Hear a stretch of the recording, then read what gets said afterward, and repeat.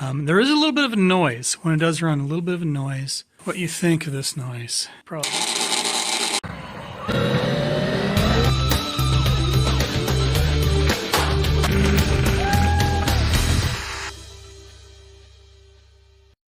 I have here a Thermal Dynamics Cutmaster 52. Now, I'm pretty happy about picking this up because I've been running off of my old Hypertherm 380, which is an old machine. But this will give me up to 60 amps of cutting, and the torque shed I'll be able to change out for some drag tips, as well as I can change it out for 40 and 60 amp tips, depending on what I'm cutting with. So this whole unit, I've seen them as high as 4,500. I got super lucky, maybe because of the noise this thing was making. They were just dumping it, thinking that it was garbage and they were going to scam somebody. I took a chance, 400 bucks. If anything else, I could sell for parts or sell the torch. The torch is 700-800 bucks. 4 bills. So I'm super happy with this purchase and what I'll be able to do with it on my Langmuir Systems CNC plasma table, as well as other just freehand stuff. Going through it, making sure everything works fine, and found a couple of problems. They're maintenance related issues.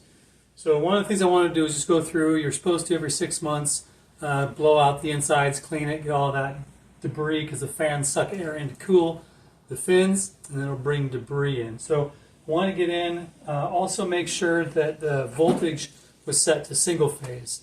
It's got the opportunity for a 3-phase input as well as a single-phase input, and I needed to make sure that I was running off of that single-phase input. So I've done that, cleaned it, vacuumed it, blown it out, checked all the connections, and then my air tube. You see my air tube inlet has got a problem. As I had it hooked up, there was a constant leak that was happening. And so I've taken it apart and found that it was the drain valve on the bottom of the filter bowl. It wasn't seating, and it had some debris that was keeping it stuck in the open position. So I've taken everything apart, cleaned it all. I'm going to put it all back together now and make sure that it works. I don't have to replace one of these. There we go. I'm going to test it. If I hooked up the air right now, it would just blow out the other side. So I need to put the hose back on. Make sure it's sturdy. And we'll take our air connection. And we're good. Here the filter assembly is all back inside the case. So this is the only portion that sticks out from the back, just the air fitting and the top of the housing. And then on the inside, you can see it's got the drain bowl and then the air fitting. But that is filtered. Again, the instruction manual says take this cover off, blow it out, and clean it every 6 months. Since it's new to me, I wanted to do that, and it was pretty dirty. Everything is connected. I already did a test run, and it works just fine for now. There is a little bit of a noise when it does run, a little bit of a noise. And, let me see. Nothing's touching. What you think of this noise? Oh, I don't have my air hooked up, so it probably...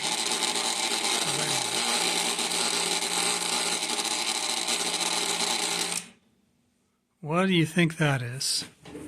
So it cuts just fine. I'm not sure what that noise is. My other plasma cutter is not that noisy. So if you got any ideas, let me know in the comments. Otherwise, we'll go ahead and put this case back on and set it off to the side for now. My internet sleuthing has already paid off. I found a video saying it is this right here, the contacts. So turn it back on. You can see this thing shaking and wiggling, and all the noise is coming from this. So I just need to get some numbers off of this and get a new contact ordered. It still cuts fine, and hopefully when I get this replaced, I won't have any other issues with it. I've already taken care of the air leakage, and then just work on this. So I'll run online and look and see about getting one of those contacts to replace it. Let's get a contact going, and we'll get that ordered and replaced. Internet sleuthing has paid off. I've already found the problem with this. So if again, you remember hearing the noise, we turn it on, cycles, the noise is coming from back here. If you notice,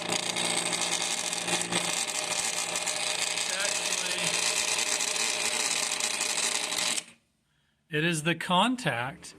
So this thing is making quite the rattle.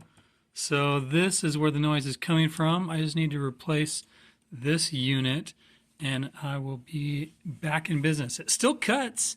It's just got that contact going out. So I'm going to go ahead and get some numbers off of this and go ahead and get a replacement coming. Problem solved already. So big upgrade from my Hypertherm 380. That's an old machine. I've got a lot more cutting power with this Cutmaster 52. Goes all the way up to 60 amps, so a lot thicker cutting capability. It's also got a drag cutting tip option, and the one thing about this is you can't just go from 20, 40, or 60 on the same tip. You got to change out the tip, so I got to get some consumables.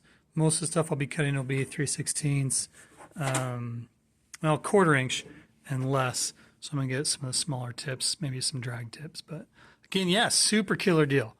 $4 for this, plus whatever this will cost me. So overall, though, great deal. Pretty happy. Be able to use it with my Langmuir Systems plasma cutter, my CNC table. I looked into getting a torch head for it, but torch heads are again about $700-800. So I'll just use my clamping system with it. But here we go. We'll get some prices on this and get a new contact coming. Back here with my Thermal Dynamics 52 Cutmaster, and we had an issue with the starting coil buzzing and needing to be replaced. So guess what? We have got our new coil in. And one of the keys, I found this on eBay. But a little trip with eBay. So what I find is I'll look for things that I'll need, and I'll place them in my cart. And typically, and this doesn't happen all the time, sit for at least 24 hours. Usually, and I'd say I'm probably in the close to 9% rate on this, I will get a message or a coupon from the seller reducing the price. Sometimes it's only 5%, sometimes it's 12%. But again, same thing with this. I had about 3 different ones that I was looking at, all about the same price. Put them in the carts, let it sit, and I got 2 different coupons back. And this was the best, highest number of sales and highest number of reviews, and so I went with them.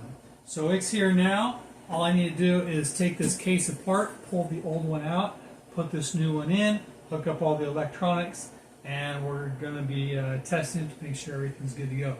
So let's go ahead and get this case taken apart so we can access that other control. On this case, I'm using a T20 Torx.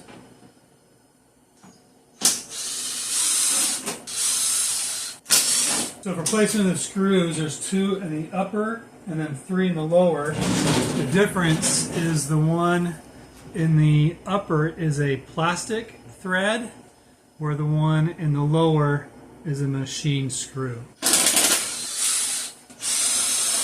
Those are the new control box so I don't lose them. Simple as just pulling it out from the bottom and lifting it up.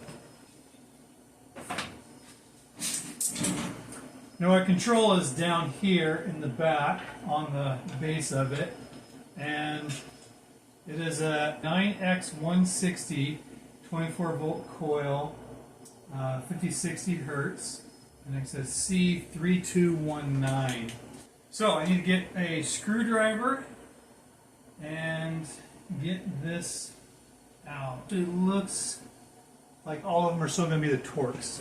Got a couple of hand ratchet and extensions.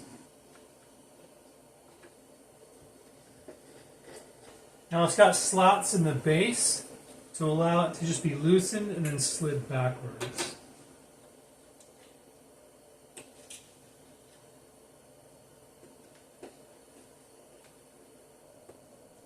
I'll see. I don't think there's going to be enough. Yeah, I was going to see if I could transfer wire by wire, but there's not enough flex. Here is our wiring now. We've got the two inlets. This black was L1, L2, and then T1, T2, T3, T4. Here's the other connections that we couldn't see while it was inside. So we'll swap over these connections first, move in, connect these up. Easiest one will be the jumper on the outside of L1 and L4. The blue underneath L1.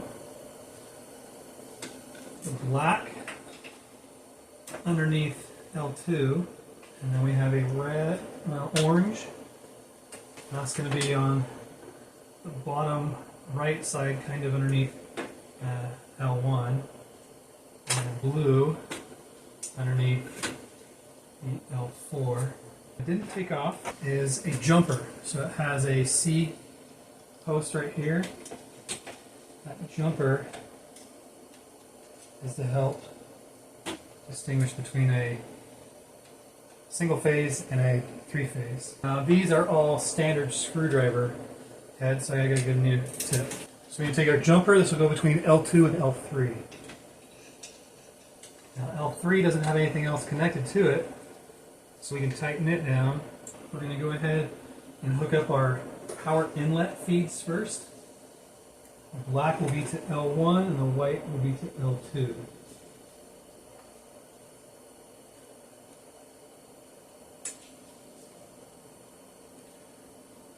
Making sure we don't have our insulation in the opening, we want to be able to screw down just on the copper wire. Now our L1, need to open that up some more. There we go. So our L1, our L2, and our L3, and then all the jumpers that were there below.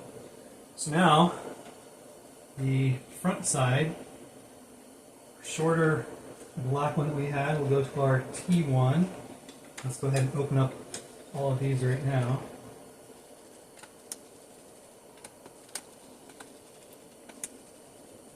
And black to T1, or purple to T2,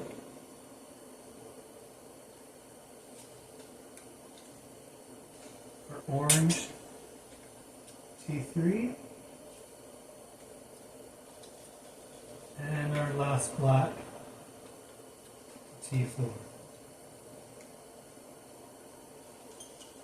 Now we'll just slip those onto the base. Slide them underneath the existing bolt heads, and then we can tighten it down. There's a lot of room to work in here. There we go. So there we've successfully replaced our control, our coil. So this will go from hopefully a vibrating, loud coil to a nice, just solid click and gauge. Let me get my power cords out to get this hooked up, get it tested. Okay, I've got my power cord plugged in, case is still off. What we're looking for is just a single click of the coil. Last time, if you remember hearing, it was just that chatter. Yeah, right? So we're looking to just turn this on, just get a single solid click. That way the coil is engaged and holding it in place. There it is. No more vibration, no more chatty, and so we are good on our plasma cutter, replacing the coil on a Thermal Dynamics Cutmaster 52. Let me go ahead and put the case on, and then we'll be all done. That way it's kind of satisfying that all we get is just a simple little click and no major noise. Oh, come back here.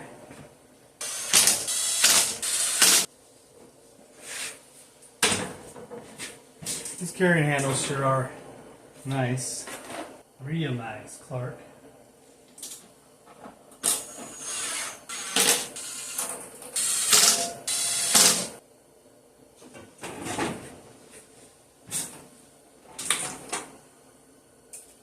Click.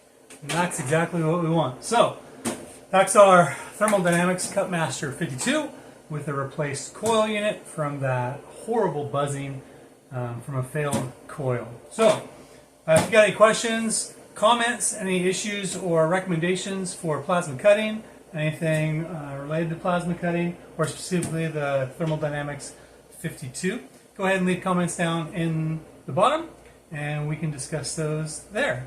So until next time, please subscribe, like, and keep doing.